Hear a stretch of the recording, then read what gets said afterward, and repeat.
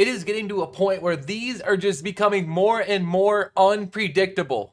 What's up, guys? It's Zach, and today we got NFL Week 16 power rankings. Hope everyone's having an amazing day so far. Last week has been pretty predictable, even though I still can't get more than 6 losses in my Pick'em League. But let's get right into the honorable mentions for power rankings. The first honorable mention I do have is someone from the AFC North because they're unfortunately going to have to play in the playoffs. I do have the Pittsburgh Steelers coming with a big win on Monday Night Football to the Miami Dolphins. Aaron Rodgers looked like his prime stuff, leading the Steelers to 4 touchdown drives, and that was enough to beat the Dolphins. And Steelers get the first honorable mention spot. My next honorable mention spot, unfortunately, I do have the Green Bay Packers, and this time I say unfortunately from my heart because I believe they lost 4 key starters in this game. One of them, including Micah Parsons, who tore his ACL and is out indefinitely, will look to start at the beginning of next season. Him alongside Patrick Mahomes. There was a lot of ACL tears this past Sunday, and I do have prayers up for Micah Parsons. I do believe he'll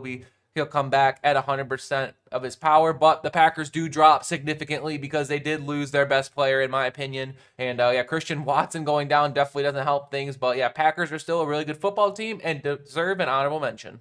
My third honorable mention, after taking a week away from the power rankings, I do have the Philadelphia Eagles, who are starting to make their way back into the mix. They're probably going to get into the playoffs because who knows what's going on in Dallas, and then you have the Commanders and Giants there. That is all. But Saquon Barkley had a really good game. I believe they just came off a shutout against the Las Vegas Raiders. It's about as good as a get-right game as you can get in the NFL. So Eagles claim the last honorable mention spot. Now we make our way into the top 10. Coming at number 10, I do have the Los Angeles Chargers, who are continuing to somehow win games without this thing called an offensive line. Justin Herbert is willing his team to the promised land. They are not able to run the ball effectively this past week, which is not good with a Jim Harbaugh-led team. But the defense is still holding firm, and the Chargers are coming in at number 10. At the number 9 spot, I do have the San Francisco 49ers, and a lot of comparisons to the Chargers. The only reason the Niners are above the Chargers is because of this guy called Christian McCaffrey. He is the one-man wrecking crew. He does it all. And even with all the injuries they have on defense, including Nick Bosa, Fred Warner, 3 linebackers, I think a corner as well,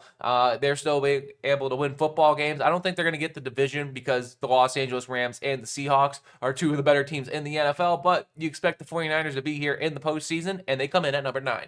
Number 8, I do have the Chicago Bears actually dropping 1 spot after beating the Browns 31-3. This is more or less recognizing their point differential. They were negative entering this week at 9-3, by the way. They had a negative point differential, meaning they were getting outscored by their opponents. They were either winning 1-score affairs or getting blown out, which is kind of funny. And Bears, they're a really gritty team, and they come in at number 8. At the number 7 spot, I do have the Houston Texans, where their offense is actually starting to show some promise. Obviously, you have Will Anderson, Danielle Hunter, and the boys on the defensive end. And Texans have the best defense, in my opinion, in the entire league. And CJ Stroud is living up the average quarterback play. Reminds me a lot of the 2015 Denver Broncos, except, CJ Stroud's still able to throw a football, unlike Peyton Manning. And the Texans are probably the most scariest team in the face in the one-game elimination because they might just hold you down to 10 points. And I think CJ Stroud could lead them to at least 17, and that's going to be enough to win most games. Texans come in at number 7.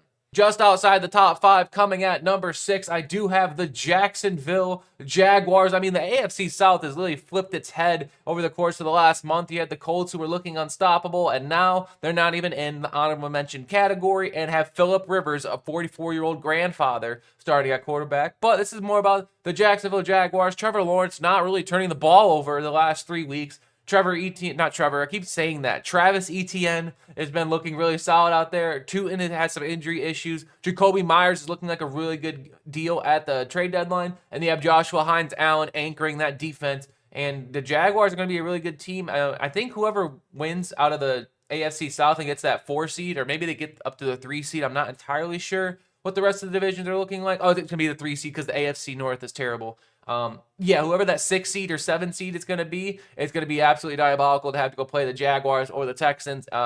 Jaguars coming at number 6. We're now in the top 5. Coming at number 5, I do have the Buffalo Bills. And you might be wondering why they're still below the New England Patriots, just because they split the season series and the record was really the big flip for me. I was looking at strength of schedule. The Patriots, I believe, had the easiest schedule so far this season, and I mean, they're making use of that schedule and they have a better record. Only reason they're above the Bills for now. But as you can see, the Bills were trailing 21-0 to the Patriots this past week. They were able to claw their way back. I mean, 5 and 4 interchangeable. Take your pick. But I just went with the team that had the better record. So Bills come in at number 5.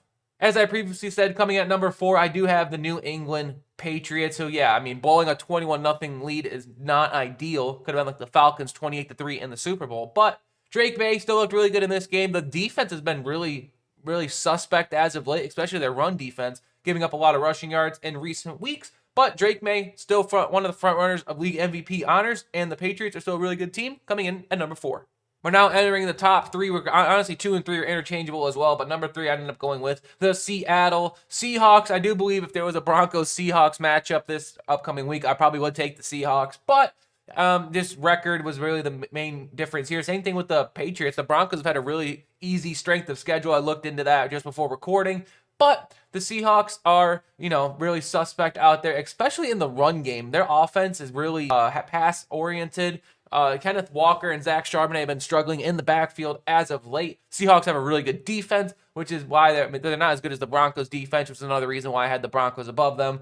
But if Sam Darnold's able to get that run game going in the playoffs, because I do believe they're going to have to be able to run the ball, especially in the NFC with teams that have really good run defenses. If they make the Seahawks one-dimensional, it might be an early vacation to Cancun for the boys. But Seahawks come in at number 3. At the number 2 spot, I do have the Denver Broncos, who coming off a big win. I think their biggest win of the season against the Green Bay Packers. Again, that strength of schedule was really suspect before they played the Packers, and it definitely gave them a boost in the numbers, especially in strength of victory category. But Broncos are on an 11-game win streak right now. They haven't lost since October or maybe late September. I'd have to go back and do the math on that. Don't feel like doing it. But Bo Nix hopefully just keeps playing like a top half quarterback. A lot of similarities with the Houston Texans. If he's able to play average quarterback play, get that run game going with RJ Harvey, and eventually when J.K. Dobbins comes back, the Broncos are going to win a lot of football games. I have a weird feeling they're going to go one and done in the playoffs, but we'll just have to wait and see. Unless they get that 1 seed, then they get the divisional round, but they still might lose their first playoff game. But as of right now, Broncos are still a really good team, coming at number 2. And at the number 1 spot, I feel like a broken record at this point. I do have the Los Angeles Rams. Their defense is still really good, but this is just more or less of them opening up the offensive end even more. Not only do they have Kyron Williams back there now, Michigan's very own Blake Corum is out there running the football very effectively. Matthew Stafford is probably league MVP right now, if I were to say. Puka Nacua, Devontae Adams might be the best wide receiver duo in NFL history. And Rams are looking unstoppable. If injuries are not a factor, they should win the Super Bowl this year. I felt that way for about a month and a half now, and I'm not turning back now. And that's all I have for you today. If you guys did enjoy, please make sure to leave a like and subscribe if you're new. Turn on post notifications. I'm trying to get more and more consistent on both of my channels I'm uploading. If you guys are interested in a gaming channel, check it out. It's always in the description down below. But other than that, it's been Zach. I will see you all tomorrow for NFL Week 16 predictions with my guy, the Cringy Gamer. And I'll see you all tomorrow. Peace.